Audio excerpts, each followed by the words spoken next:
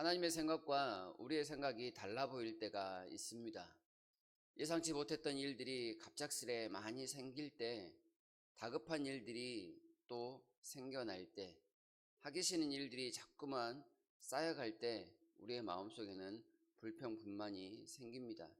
그러면서 하나님께서 나에게 왜 이러시나 라는 생각을 합니다. 하나님이 나를 별로 안 좋아하시고 나를 꼭 힘들게 하시는 것 같다라는 그런 생각이 들 때 우리가 한 가지 원칙적으로 하나님에 대해서 생각할 것이 있습니다. 하나님은 재앙을 내리시는 분이 아니란 뜻입니다.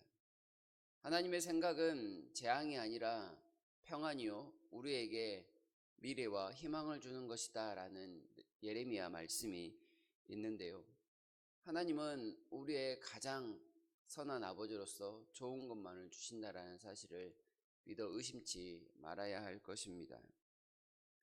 그런데도 불구하고 우리의 여러 가지 일 때문에 하나님을 오해하는 사람이 있습니다. 그 전형적인 사람이 오늘 본문에서 나타나는 바로 이 사울의 모습입니다.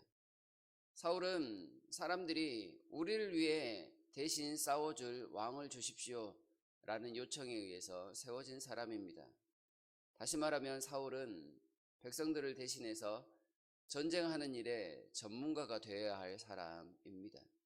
그리고 사울이 왕이 되었을 때 백성들로부터 인정을 받게 된 계기 역시도 그가 암몬과의 전쟁에서 대승을 거두었을 때였습니다. 곧 백성들 앞에서 가장 큰 싸움을 가장 능숙하게 진행하였을 때 그는 백성들에게 우리의 왕이라는 그런 인정을 받았던 것입니다. 그러나 지금 또 한 번의 전쟁의 국면에 처해 있습니다. 사울에게는 3,000명의 상비군이 있었습니다. 2,000명은 자기와 함께, 1,000명은 자신의 아들 요나단과 함께 두었습니다. 그런데 요나단이 조금 무모한 공격을 해갑니다. 블레셋 수비대를 공격한 일이죠. 이를 통해 이스라엘과 계속해서 대치 상태에 있었던 블레셋이 전군을 흩어 모읍니다. 불러 모읍니다. 모았던 병력이 병거가 3만, 마병이 6,000명, 또한 그를 따르는 백성들이 바닷가의 모래와 같았다라고 합니다. 사울에게 있었던 상비군이 3,000명, 그리고 온 이스라엘을 통해서 불러 모았던 사람들이 얼마나 되지 못하지만 수적으로도 아마 얼마 안 되는 그런 규모였던 것 같습니다. 그리고 블레셋이 갖추고 있는 이 무력만을 보면 정말로 싸우기에도 힘들어 보이는 그런 상대였습니다. 이스라엘 앞에 이 블레셋이 가지고 있는 그 위력은 마치 모래성 앞에 쓰나미처럼 한꺼번에 이스라엘을 쓸어버릴 듯한 그런 위세였습니다. 이런 다급한 상황 앞에서 사울에게 주어진 명령은 무엇입니까? 그가 왕으로서 백성 앞에 해야 될 일들이 무엇이겠습니까? 놀랍게도 사울에게 주어진 명령은 8절에서 나타나 있는 것처럼 기다림이었습니다. 사무엘이 올 때까지 이레를 기다리라. 아직 이레가 차지 아니하였습니다. 왕으로서 무언가를 보여줘야 했었는데 하나님은 사울에게 분명하게 말씀합니다. 왕이 해야 될 일은 하나님의 뜻을 기다리는 것이다 라고 말입니다. 사울에게 기름을 부었을 때 하나님은 그 기다림이 얼마나 중요한지 이미 말씀해 주셨습니다. 기다리면 하나님께서 말씀하신 징조가 차근차근 진행이 되고 또한 성취가 될 것이다.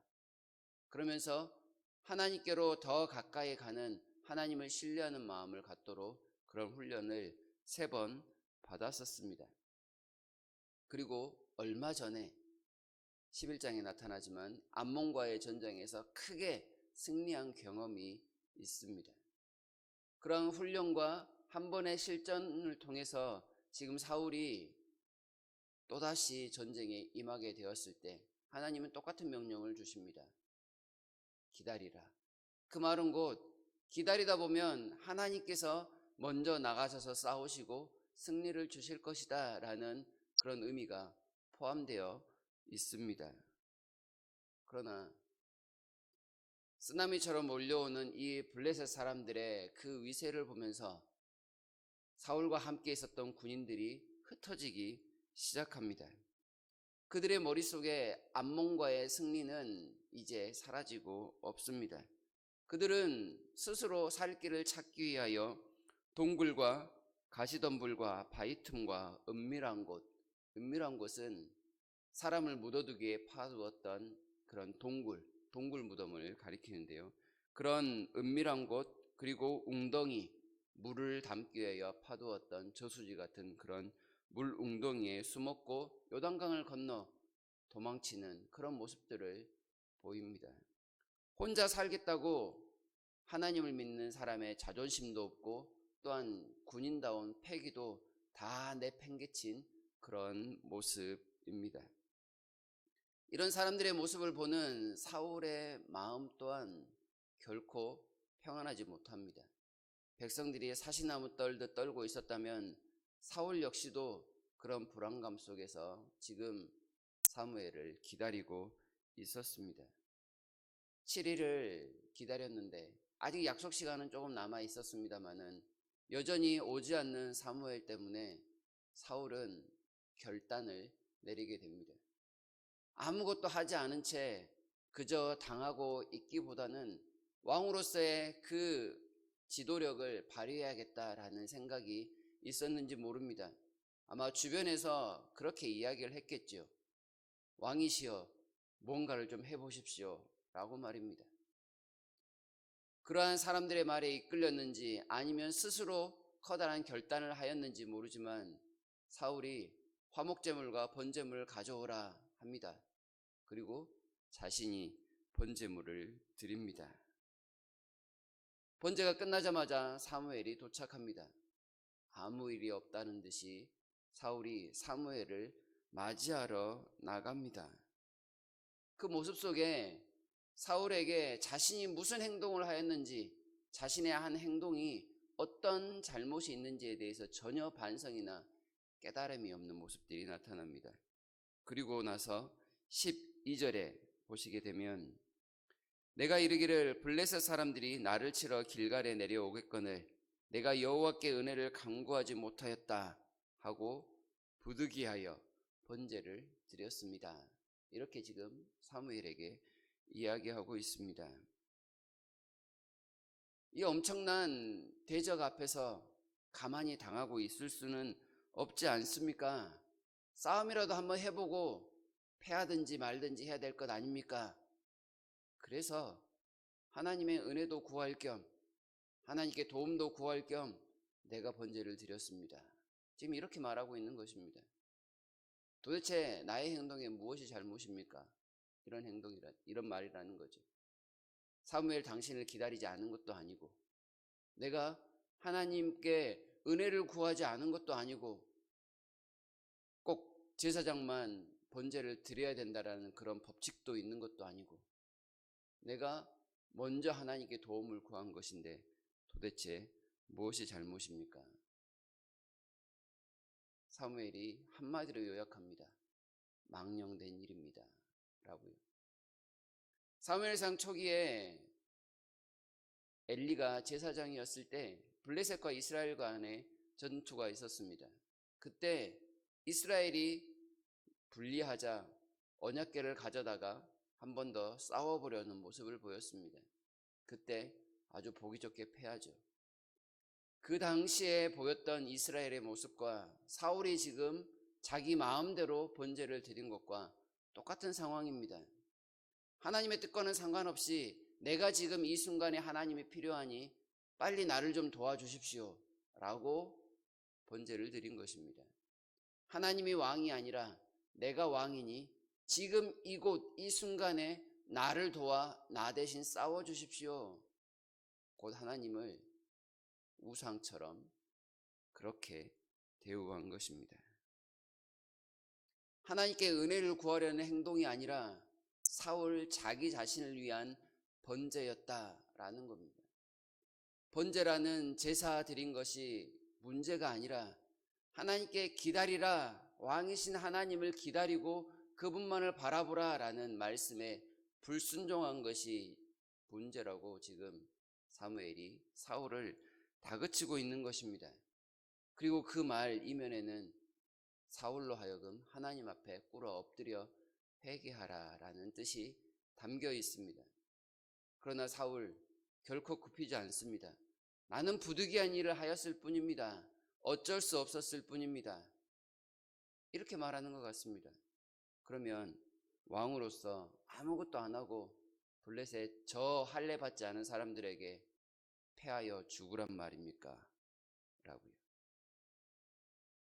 참 쉽지 않은 결정이었을 것입니다. 지도자로서 이런 사울과 같은 위치에 있었다면 정말로 힘들었을 것입니다. 가장으로서 가족들을 책임져야 하는데 뭔가 딱히 할 일도 없고 할 수 있는 것도 많지 않은 상황에서 무엇을 해야 하는가? 그런데 하나님은 자꾸만 기다리라고 합니다. 조금만 더 있으면 집안이 풍비박산 날 것 같은데 가장으로서 그저 묵묵히 가족이 흩어지고 집안이 망하는 꼴을 봐야 하는가? 이런 상황에서 여러분이라면 어떻게 하시겠습니까? 결코 사울이 당한 상황이 쉬운 상황이 아니었다라는 뜻입니다. 그러나 하나님은 믿는 자에게 끝까지 믿을 것을 요구하십니다. 분명히 사무엘이 도착한 시간을 보면 약속한 기한 이내에 도착하였던 것을 볼 수 있습니다. 사울은 기다리다 지쳐 더 이상 기다릴 수 없을 때 부득이한 일을 행하였다고 합니다. 그러나 놀랍게도 하나님은 더 이상 기다릴 수 없을 때, 하다 안 됐을 때, 그때가 곧 하나님의 때가 성취될 때라고 말씀하고 있습니다. 사울은 그때를 기다리지 못했던 것입니다. 하나님을 기다리는 것과 자기 마음대로 주도하는 것은 매우 큰 차이가 있습니다. 사울 나름대로 최선을 다했지만 적당히 하나님을 기다렸습니다. 그리고 하다가 안 되면 자기 마음대로 해버리고 말았습니다. 끝까지 기다리는 것, 그것이 바로 믿음이라고 우리에게 가르쳐 줍니다. 죽으면 죽으리라. 죽으면 죽으리라. 한번 하나님께서 기다리라 했으니 죽더라도 기다려 보겠습니다. 이것이 정말로 하나님을 믿는 믿음이라고 우리에게 강조하는 것입니다. 여기에 계신 분들이 어찌 믿음이 없겠습니까? 그러나 어려움을 당하게 되면 끝까지 하나님을 의지하느냐, 하나님을 의지하다가 더 이상은 안 될 것 같다, 중도 포기하거나 그럴 수 있습니다. 그러나 중도 포기하면 우리 각자가 책임을 져야 합니다. 끝까지 기다리면 하나님께서 책임을 지십니다. 사람이 떠나가고 힘을 잃어버리는 것, 모든 것을 다 잃어버리는 것처럼 보입니다. 그러나 하나님이 계시니 회복 가능합니다. 하지만 하나님을 떠나 불순종하면 모든 것을 잃어버린 것과 같다라는 사실 우리가 기억해야 하겠습니다. 기다리는 것이 아무것도 안 하는 것처럼 보이는 일이 아니라 정말로 믿음으로 죽을 만큼 싸우고 있는 싸움의 현장임을 기억해야 하겠습니다. 그것이 하나님을 기대하는 오늘 우리가 해야 될 믿음의 경주일 것입니다. 부득이한 일이라 스스로 합리화하지 말았으면 좋겠습니다. 왕이신 하나님께서 모든 것을 주관해 주실 것을 믿고 조금 더 기다려보는 그러한 믿음이 우리 모두에게 가득하기를 바랍니다. 그러한 믿음을 주시도록 이 아침에 하나님께 기도하는 시간 되시기를 진심으로 바랍니다.